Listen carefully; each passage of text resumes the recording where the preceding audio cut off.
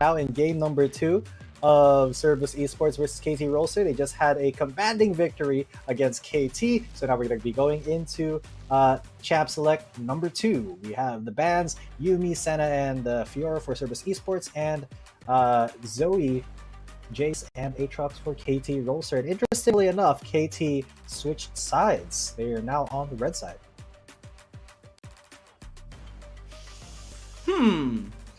Okay, Camile being open for Ceberus Esports. I'm kind of nervous about this. Yeah, you have to take away the Zoe. That is a good ban. You have to take the Aatrox out. The Jace away. Maybe. But that leaves still room. I mean, Camile is one of those champions that you just simply do not leave open. And not even that, there's another champion that can be utilized here by BMM or Meliodas, which is the Gwen. Let's see though if they are going to be picking it up, since Zoe is a high priority champion as well and might as well secure it for the team. And they might even pick up the Galio here. I mean, Camile and Galio has such big synergy, and yes, it will be picked up here. Definitely. Or they want to be extra aggressive, I think. If they do lock it in, they're wanting more fights, and they will secure it. Okay, so now they want more fights, but Ratel wants more scaling here. He's going to be going for the Jax. Against the Camile, I kind of disagree with that, but only if you don't get a lot of jungle attention. It's if top lane is an island. Y1 is definitely going to be more aggressive onto Ratel in the early game. So that does kind of signal that Do is going to be picking a high impact early game jungler just to help Ratel out with his early scaling.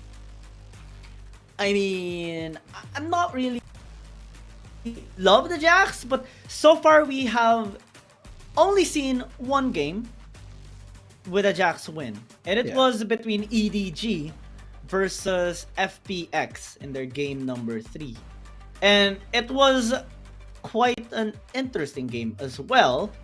It wasn't a deciding victory, but it is still a win on the Jax. But so far, in terms of like heavy impact, massive impact with this champion, you have still yet to see that coming in our games. Maybe as we do see KT Rolster picking up another aggressive champion, which is the Yone, maybe things can turn around this time in a positive manner for KT Rolster. I do love that they are willing to now pick up these aggressive champions.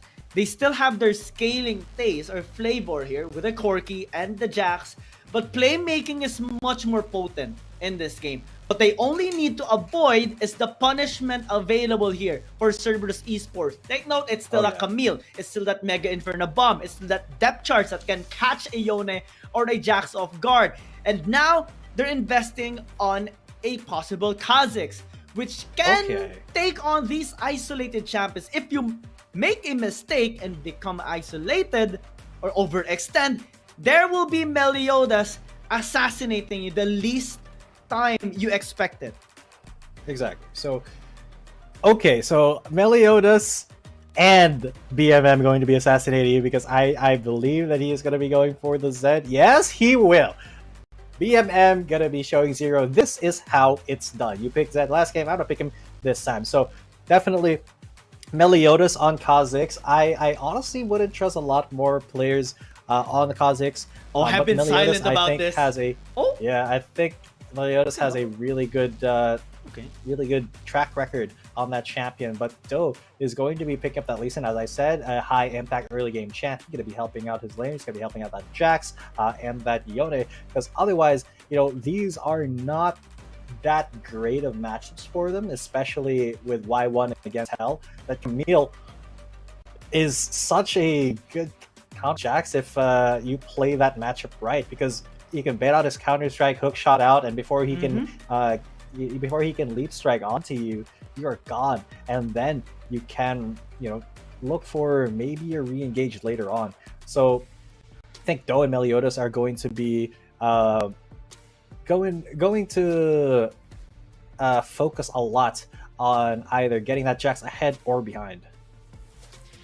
Yeah, I mean, that's the intention. I think it's a nice, it's really nice that KT Rolster picked up the Lee Sin, but I'm kind of, kind of sad, as because I went silent, seeing the Shen not being picked as of the meantime. I was kind of looking forward to maybe seeing it being picked up, since it is a high prio ban pick champion as well.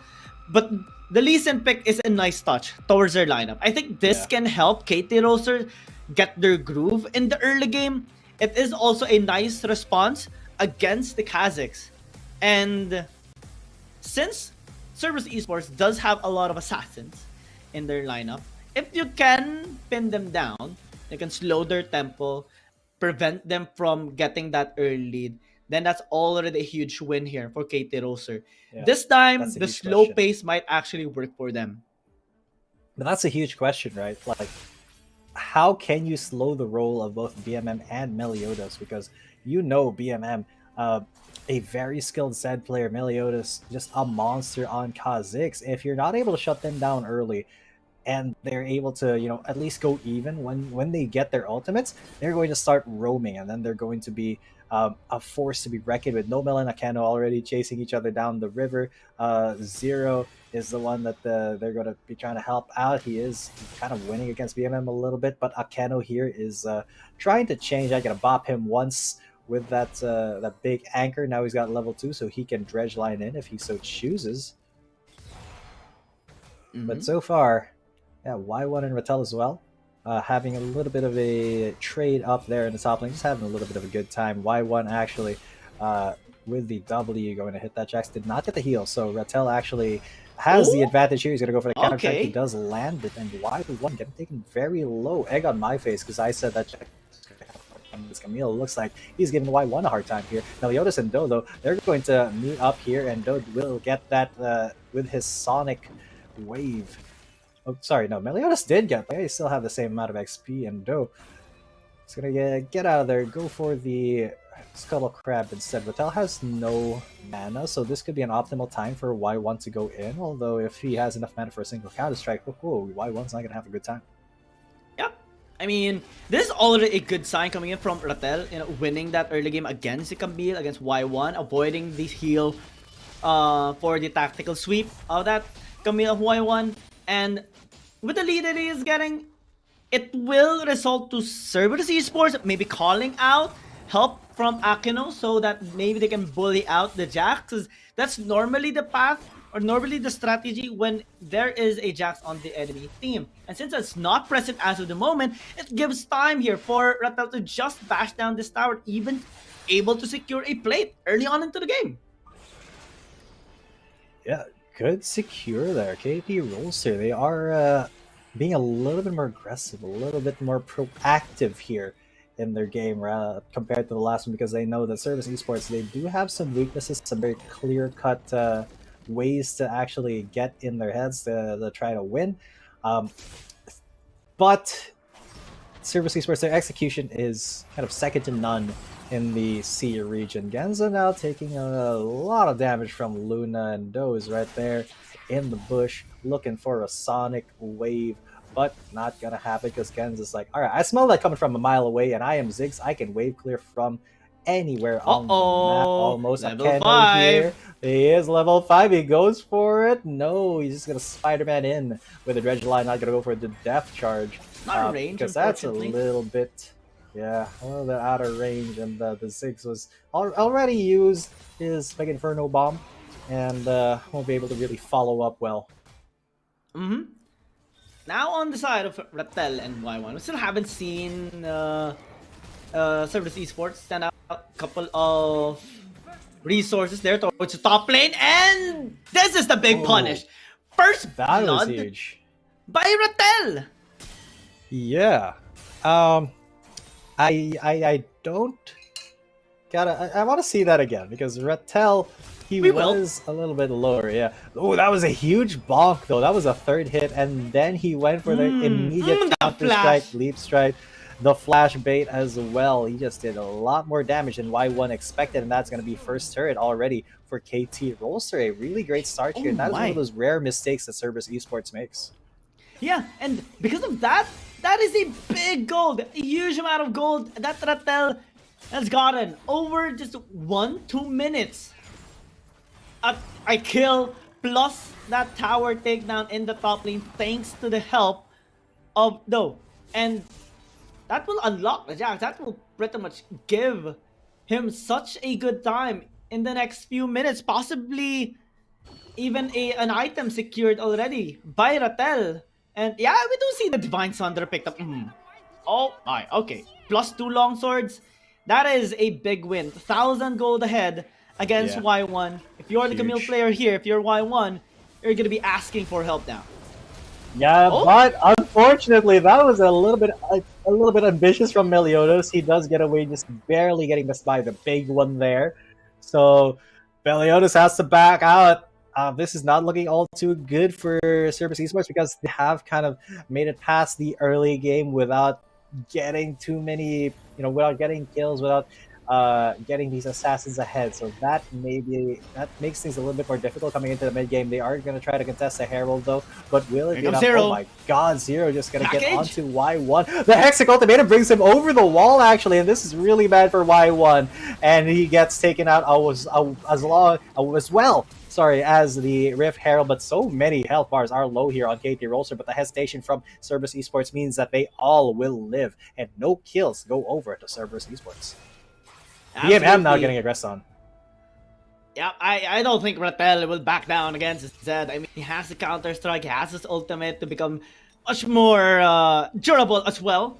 And Ceberus Esports, we're seeing them now struggle a little bit, and here's the replay on how it actually happened. Started off with a bit of a messy fight. Xero going on to the Camile, to Y1, and despite that attempt, Ceberus Esports kind of pushed their boundaries. They already lost Y1.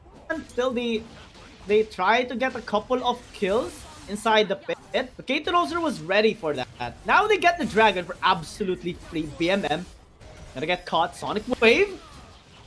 Actually goes in. Dragon's Rage. Really good. Dragon's Rage. BMM goes down. The smite to finish him off. Oh, that Mega Inferno Bomb. Ooh, a little bit of a clench there for both Doa and Ratel. But now KT.RY are looking really, really clean here. Very much ahead of Ceberus Esports now. Absolutely clean. They're getting the towers, they're getting the objectives, they're getting the pick off. 3,005, almost 3,500 gold lead at 7 minutes into the game. Basically, almost every single member except for Nomel is ahead against Ceberus Esports. Almost 1,000 gold up per member, and a massive lead by Ratel as well against Y1. That's almost 2,000 on his part alone. Now they're fighting mid. Akeno. Oh, Akeno. He has to get out of there. He just barely survives a sliver of health. Just barely. Look at that. You can't even see his visible health bar anymore. But he does not give another kill over to KT.RY, and this is getting a little bit out of hand. That Jax is getting scary. Ratel has actually gotten all the tools he needs to succeed in life on this Jax.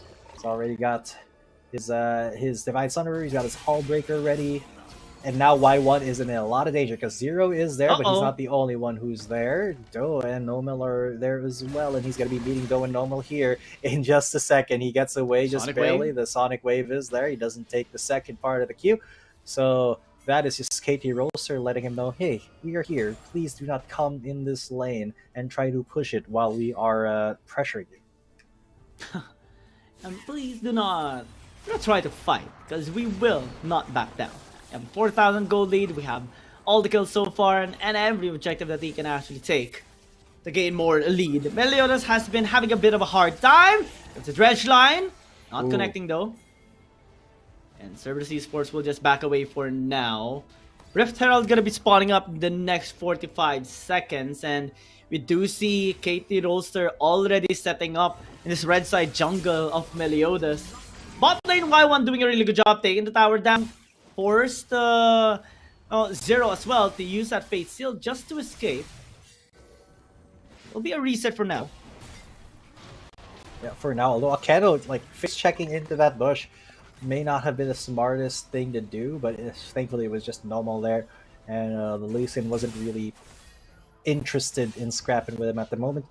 You can see the gold is it's kind of pulling away in favor of of KT Rolster.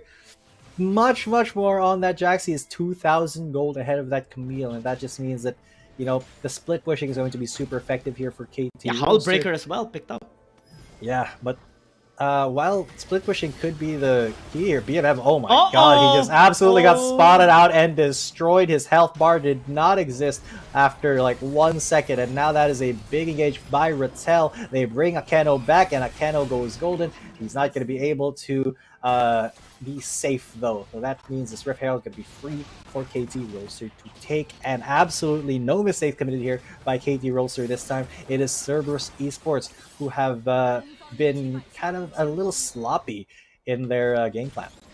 And this is what I'm loving this from KT Rolster. Such clean movement, such clean execution. This time they're the ones who we're seeing making the plays, being aggressive, and forcing Ceberus Esports on the back end of these fights, making them be the ones responding to their plays, making them being the ones who actually escape and try to flee from their attacks. And this is causing a bit of a confusion here towards Ceberus Esports. They drafted this highly aggressive comp, and this time they're the ones who we're seeing to avoid the fights, and this Jax is becoming a monster in this game.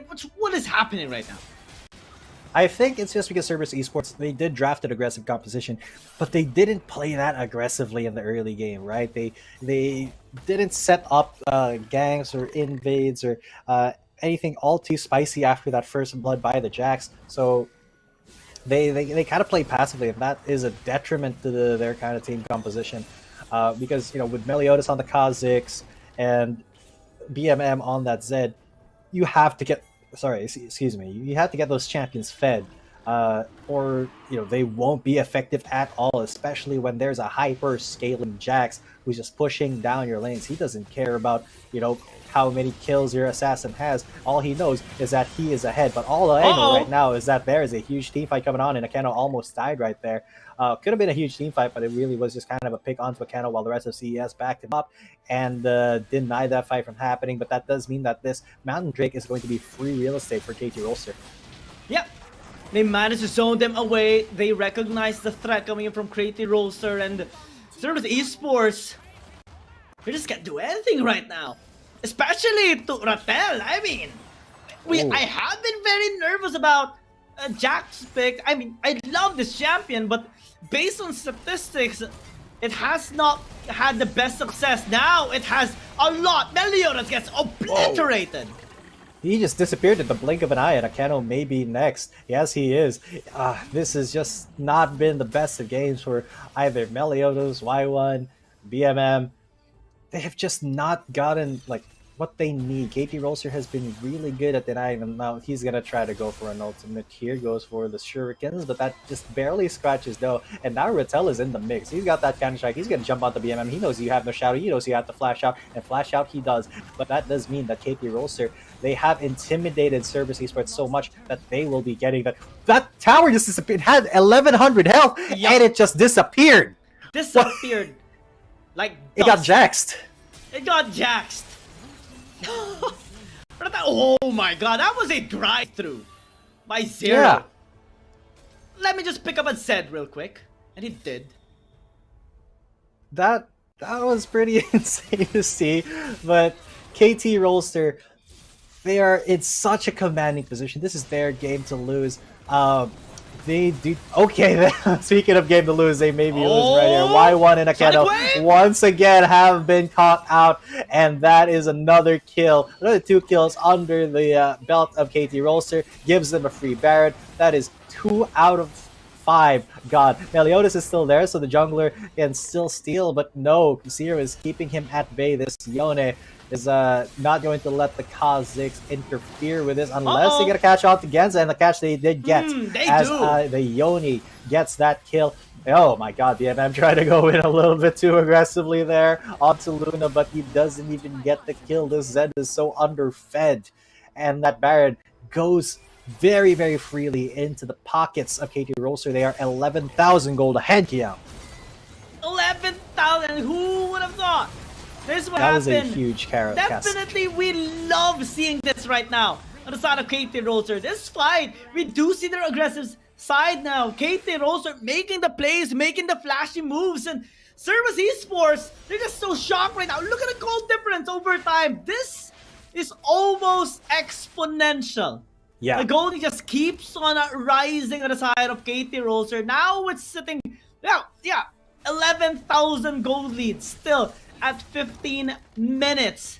Absolutely astonishing on the side of KT Rolster. They're the ones dictating the flow, the pace of the game, every single movement. They're bashing the towers down and forcing Ceberus Esports to just respond and disengage. Look at that! Fate Sealed!